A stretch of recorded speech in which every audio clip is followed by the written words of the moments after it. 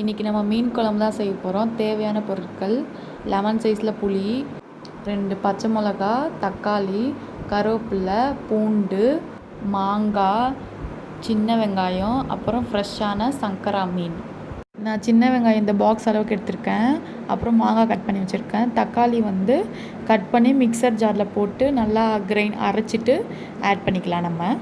இப்போ நம்ம ஊற வச்சுருக்க புளியை நல்லா கரைச்சிட்டு அதை ஒரு பெரிய பாத்திரத்தில் வடிகட்டி சேர்த்துக்கலாம்.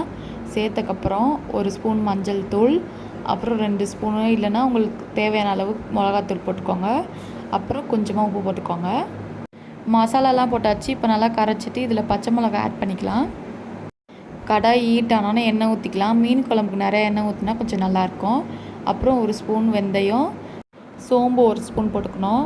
நெக்ஸ்ட்டு சின்ன வெங்காயம் போட்டுட்டு நல்லா வதக்கிக்கணும். கொஞ்சம் கருவேப்பிலை போட்டு இது வதக்குன அப்புறமா நம்ம அரைச்சி வச்சுருக்க டொமேட்டோ பேஸ்ட் இதில் ஆட் பண்ணிக்கணும். பச்சை வாசனை போகிற வரைக்கும் நல்லா நம்ம வதக்கிக்கணும். இதை வதங்கினோன்னே நம்ம கொஞ்சம் உப்பு போட்டுக்கலாம். அச்சச்சோ, மாங்காய் போட மறந்துட்டேன். இப்போ ஆட் பண்ணிக்கலாம் மாங்காவை. இப்போ நம்ம கரைச்சி வச்சுருக்க அந்த புளி மசாலா தண்ணி இதில் ஊற்றிக்கலாம்.